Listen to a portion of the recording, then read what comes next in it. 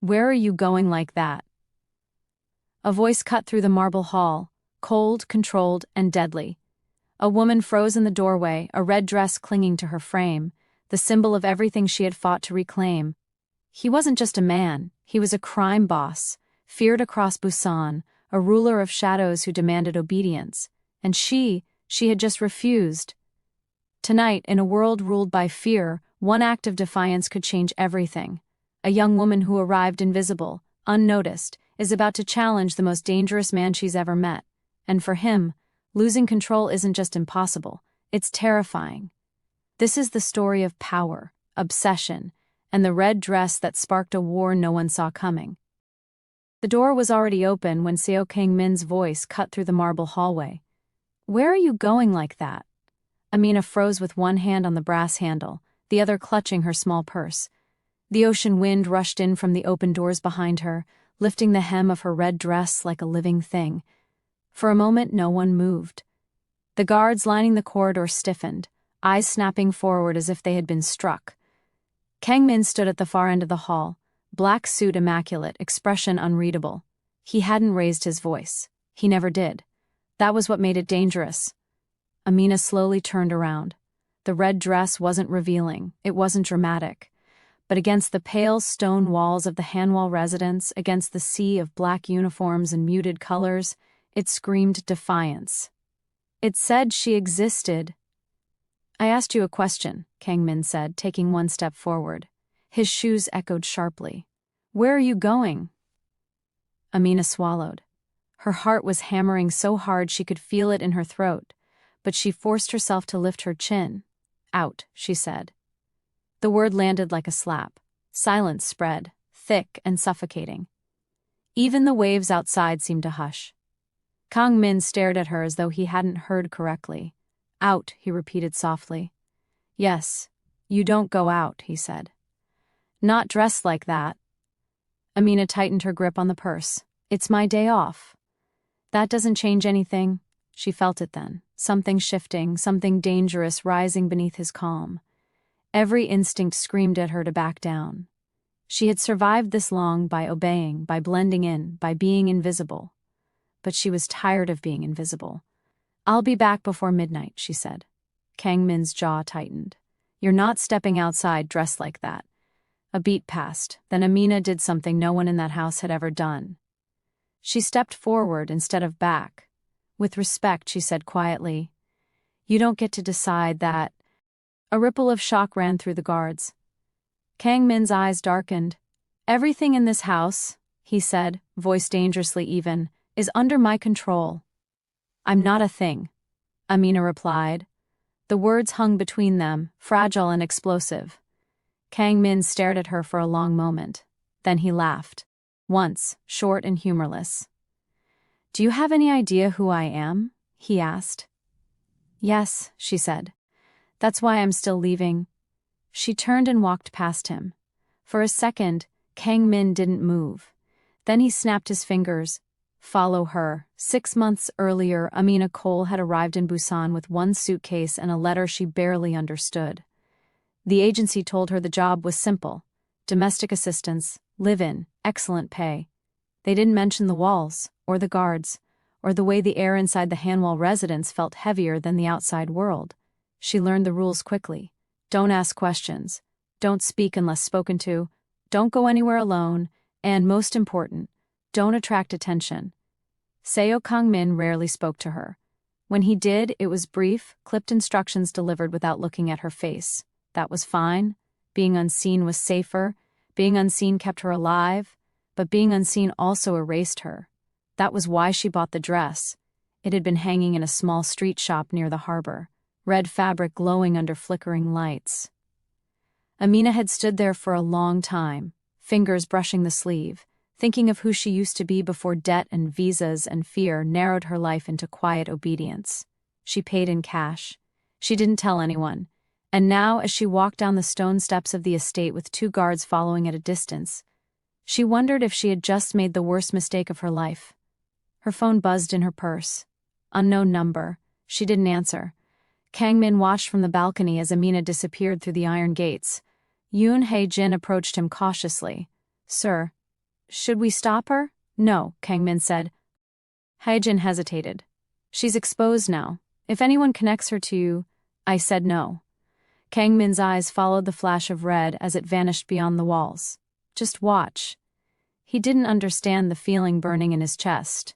It wasn't anger. He had dealt with disobedience before, with blood. This was different. This was fear. The restaurant was loud, warm, alive. Amina sat at the table, laughter bubbling out of her in a way she barely recognized. The other women teased her, complimented the dress, clinked glasses. You look like someone who remembers herself, one of them said. Amina smiled, eyes stinging. For 2 hours she forgot the walls, forgot the rules, forgot the man who watched the world like it belonged to him. Then the room shifted, the laughter dimmed. Conversations faltered. A hush crept in, subtle but unmistakable. Amina turned. Seo Kang Min stood near the entrance, black coat draped over his shoulders, eyes locked on her like a tether pulling tight. Her breath caught. He crossed the room slowly. Every step was deliberate. People moved out of his way without knowing why. He stopped beside her chair. You're done, he said. Amina stood. I didn't ask you to come, I know. She met his gaze. I'm not leaving. For a split second, something raw flashed across his face. Then he removed his coat and draped it over her shoulders. She's leaving with me, Kang Min said to the room. No one argued. Amina felt the weight of his presence, the danger curling around her like smoke. She shrugged the coat off. No, she said, I'm leaving alone. The silence was deafening. Kang Min leaned in, voice low. You don't understand what you've done. Then explain it to me, she said. Not like I'm your property, like I'm a person. Something in him cracked. And somewhere far away, men who watched for weakness began to smile. The drive back to the estate was silent except for the low hum of the engine and the distant crash of waves against rock. Amina sat rigid in the back seat, hands folded tightly in her lap. Kang Min sat across from her, his presence filling the space like a storm cloud that refused to break. You embarrassed me, he said at last. Amina let out a breath she hadn't realized she was holding. That wasn't my intention, no? His eyes flicked to the red fabric pooled around her knees. Then what was? To live, she replied. The word landed heavier than shouting ever could. Kang Min leaned back, studying her as if she were a problem he couldn't solve. You think this is living? He asked. Going out like that, laughing with strangers who don't know what you're connected to? I'm not connected to you, Amina said, her voice trembling despite her effort to steady it. I work for you. That's all. His jaw tightened. That's not how the world sees it. Then maybe the world is wrong. The car slowed as the iron gates came into view. Guards straightened, weapons subtly shifting. Amina felt the familiar weight of the estate closing in around her. When the car stopped, Kang Min didn't move to get out. From now on, he said, you don't leave the house without permission. No, Amina said immediately. He turned to her, eyes flashing. This isn't a negotiation. It is if you want me to stay, she said. The words surprised them both. Kang Min stared at her, something unreadable flickering across his face. You think you have leverage? I think you wouldn't be sitting here talking to me if I didn't. Silence stretched between them. Finally, Kang Min opened the door. Go, he said coldly. But understand something, Amina. Every time you defy me, you invite danger. She stepped out of the car, heart pounding. Then stop making my existence dangerous. That night, Amina couldn't sleep. She lay awake listening to the rhythm of guards' footsteps outside her door. The soft hum of surveillance systems she pretended not to notice. Her phone buzzed, unknown number. She answered this time. You should not have said no to him, a man's voice murmured. Amina sat up, pulse spiking. Who is this? A low chuckle. Someone who knows how quickly people disappear when they forget their place. The line went dead. Across the estate, Kang Min stood in his study, phone pressed to his ear. Find out who called her, he said. Now. Haejin hesitated. Sir, this is exactly what I warned you about. Kang Min's grip tightened. I don't care. Anyone who goes near her dies. Haejin swallowed. And her? Kang Min closed his eyes for a brief moment. She stays under my protection, whether she likes it or not. The next days were suffocating. Amina noticed the changes immediately. New guards, more cameras, doors that took longer to unlock. Her world shrank with every hour. She confronted Kang Min in the hallway outside his office. "You're punishing me," she said. "I'm keeping you alive, by trapping me. You think freedom exists for someone like you?" he snapped. "In my world? I didn't ask to be in your world. You stepped into it the moment you walked through my gates, and you dragged me deeper the moment you followed me." They stood inches apart now. Amina could smell his cologne, see the faint scar along his jaw. "You don't get to decide who I am," she whispered. Kang Min's voice dropped. "And you don't get to decide when this ends." Something passed between them then. Heat, fear, recognition. Amina stepped back, breaking it. "I want to leave," she said. "Permanently." The word hit him like a blow. "You won't survive," he said quietly. "Maybe not," she replied. "But I'll be myself." The attack came 2 nights later. Amina was walking back from the West Wing when the lights went out.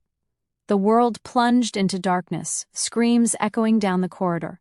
She ran, footsteps thundered behind her. A hand grabbed her arm, yanking her back. She screamed, twisting, fighting with everything she had. Gunfire exploded. The grip loosened. Amina stumbled, falling hard against the floor. She looked up to see Kang Min standing over her, guns smoking, eyes wild. "Stay down!" he shouted. More shots rang out. Guards flooded the hall. The attacker fell, blood pooling beneath him. Silence followed. Kang Min knelt in front of Amina, hands shaking as he checked her for injuries. "Are you hurt?" She stared at him, chest heaving. "This is what you mean by protection?" His voice broke. "I warned you." "No," she said, tears streaming down her face. "You claimed me." He froze. She pushed his hands away and stood. "I won't be your weakness, and I won't be your shield." She turned and walked away, leaving him kneeling on the blood-stained floor. In the days that followed, the underworld buzzed. Seo Kang Min had a weakness, and weaknesses were meant to be exploited. The whispers started quietly, then spread like rot beneath polished floors. Seo Kang Min noticed it first in the way his phones rang more often, in the pauses before people answered him, in the way rivals tested boundaries they had respected for years. Containers delayed at ports, payments rerouted, meetings canceled without explanation. Someone was circling, and every circle led back to Amina. She felt it too. The estate no longer felt merely restrictive, it felt hunted. Guards spoke in hushed tones, doors stayed locked longer. Even the sea beyond the walls looked restless, waves crashing harder against the rocks. Kang Min ordered her moved to a more secure wing. Amina stood in the doorway of her room, as 2 guards waited behind her. "I'm not a prisoner," she said. "You are a target," Kang Min replied. "That's not my fault." "No," he said, "it's mine." The admission startled them both. She studied his face, searching for mockery, for manipulation. She found none, only exhaustion and something dangerously close to fear. "Let me leave," she said again, softer now, "before someone else gets hurt." "You think I'd let you walk into the arms of people who want to use you to kill me?" "I think you're already using me," she shot back. "You just don't want to admit it." Kang Min's hand slammed into the wall beside her head. Not touching her, never touching her, but close enough that she flinched. "You don't understand what they'll do," he said. "They'll take you apart piece by piece just to watch me bleed." "Then end it," she said. "Step away. Cut me loose." His voice dropped to a whisper. "I don't know how." That was the truth. It sat between them, raw and exposed. Seo Dae-ho returned to Busan under the cover of routine business. He didn't come to the estate. He didn't need to. His presence was felt in the sudden confidence of men who had once bowed their heads, in the audacity of attacks that grew bolder by the day. Dae-ho watched from a distance, smiling. "So that's her," he said when Amina's picture appeared on the screen. Red dress. Harbor lights behind her. "Alive. Pretty," he murmured, "and dangerous." The second attack came at dawn. Amina was asleep when the glass shattered. She rolled out of bed as gunfire ripped through the room, splintering wood and stone. Guards shouted, alarms screamed. She crawled, heart pounding, toward the bathroom door when hands grabbed her again. "Not rough this time. Urgent. This way," Kang Min barked, dragging her through a hidden passage. They ran, footsteps echoing through narrow corridors as explosions shook the walls. Smoke filled the air. Amina coughed, struggling to keep up. "Why won't you let me go?" she cried. "Because I won't watch you die for my mistakes," he shouted back. They burst into the safe room. Steel doors slammed shut behind them. Silence crashed down, broken only by their ragged breathing. Amina slid down the wall, shaking. Kang Min stood over her, chest heaving, eyes burning. "This ends," she said. One way or another, he sank to his knees in front of her. "I never wanted this. You wanted control." "Yes," he said hoarsely. "Because control was the only thing that kept me alive. And now? And now it's killing everything I touch." Her anger wavered, cracking under the weight of what she saw in him. Not a monster, a man drowning in the wreckage of his own making. "You have to choose," she said. "Me, or the world that made you." He laughed bitterly. "There is no me without that world. Then you'll lose me." The words settled into him like a verdict. The confrontation with Daeho came 3 nights later. The estate burned. Not literally, but it felt like it. Gunfire echoed through halls once silent. Men loyal to Kang Min clashed with those who had already chosen sides. Amina was dragged into the chaos despite every attempt to hide her. Daeho's men cornered her in the courtyard, weapons raised. "Tell your boss," Daeho said calmly as he stepped forward, "that this ends tonight." Kang Min appeared like a shadow behind him. "Let her go," Kang Min said. Daeho smiled. "You've changed. That's your weakness." "No," Kang Min replied, raising his gun. "This is—" The shot rang out. Daeho fell. The fighting stopped. Amina stared at Kang Min, horror and relief tangled together. He lowered the gun slowly, face empty. "I could have killed him years ago," he said. "I didn't, because I thought mercy made me strong." She stepped toward him. "What does now?" He met her gaze, letting go. In the aftermath, Kang Min did something no one expected. He dismantled everything. Routes closed, accounts frozen, allies abandoned, enemies exposed. The underworld howled as he tore his empire apart piece by piece. Amina watched from a distance, unsure whether to stay or run. When Kang Min finally came to her, he looked older, lighter, stripped bare. "I can't promise you safety," he said. "Only honesty." She considered him for a long moment. "That's more than you ever gave me before," she said. Months passed. The walls came down, not physically, but in ways that mattered. Guards left, doors unlocked, the estate breathed again. One morning, Amina walked through the gates in her red dress. No one stopped her. Kang Min watched from the balcony, hands clenched, heart racing. She turned back once, and smiled. Amina's smile lingered. A small defiance carried lightly on her shoulders. The red fabric of her dress caught the sunlight, vibrant against the soft gray of the estate walls, a silent reminder of how much she had risked to reclaim herself. Kang Min's chest tightened as he watched her move freely, each step a statement he could neither control nor command. For the first time, she wasn't running from him, or from his world. She was walking through it on her own terms. He descended the balcony stairs slowly, the echo of his polished shoes filling the quiet courtyard. She didn't flinch as he approached, didn't instinctively step back. The confidence she carried was unshakable, yet there was vulnerability in her gaze, a silent acknowledgement of everything she had endured. "You're alive," he said quietly, as though stating the obvious might bridge the chasm between them. "I am," she replied, tone steady. "I made sure of it." He stopped a few feet away, the wind tugging at his dark hair.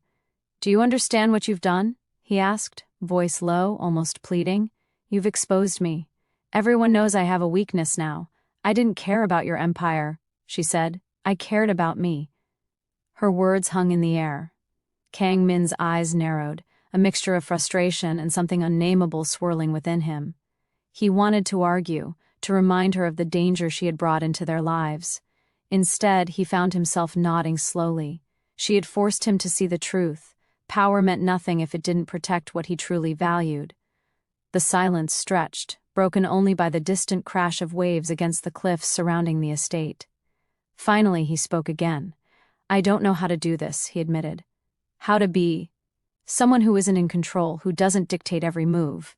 Amina stepped closer, closing the distance without hesitation. "Then start by letting me be," she said softly. "Not just here. Not just now, but always. Let me choose who I am." Kang Min's chest heaved, the weight of her words pressing down on him. He reached out slowly, hand hovering near hers, unsure if he could touch without claiming. Her eyes met his, steady, unwavering. And in that moment, the tension between desire, fear, and respect finally found balance.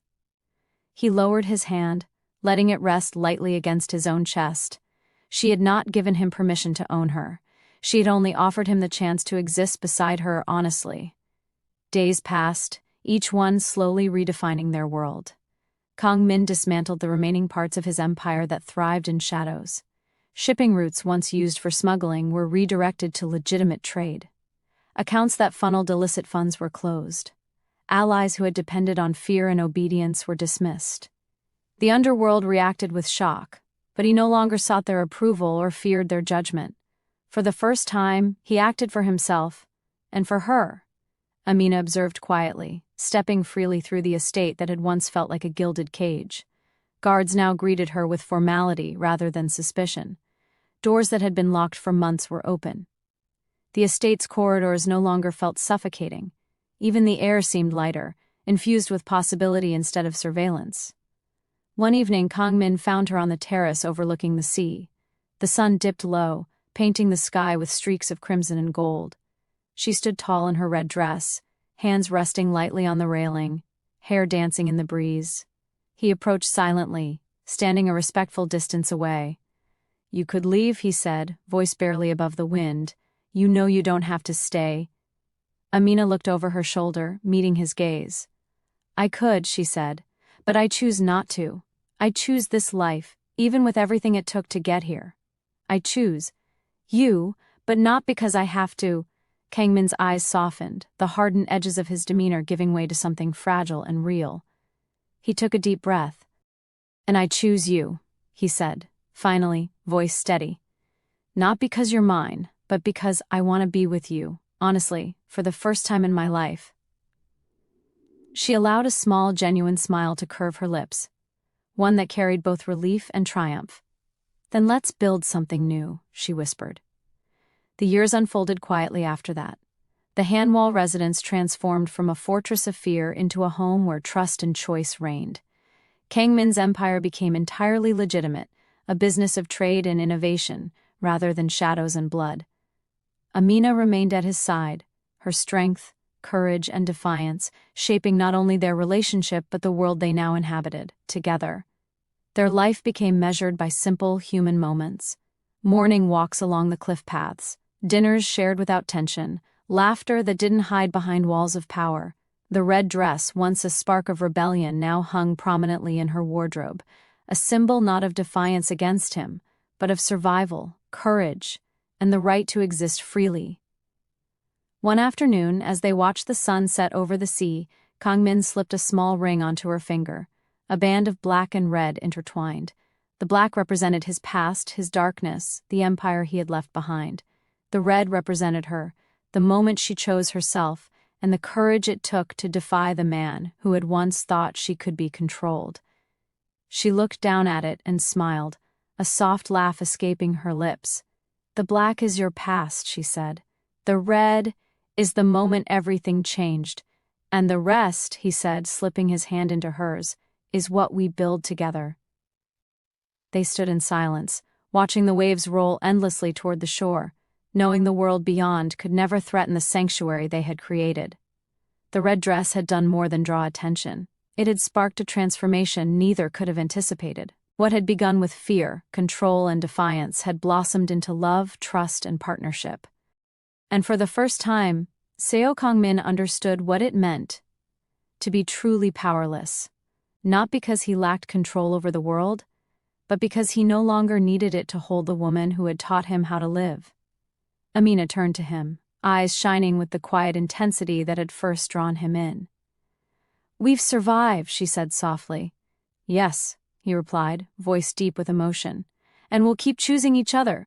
The sun dipped below the horizon, painting the sky red, a color that no longer represented danger but survival, courage, and the power of choosing oneself. The wind carried their laughter, faint but persistent, across the cliffs of Busan. where a woman in a red dress and a man who had once ruled an empire of shadows now stood together, free at last. If this story has you holding your breath right now, if you felt her fear, her courage, and the danger closing in, don't let it end here. Like this video so this story reaches more people who love powerful, emotional narratives. Subscribe for more stories where one choice changes everything. And comment below, would you have walked out in that red dress? The next story is already waiting. And it's even more dangerous.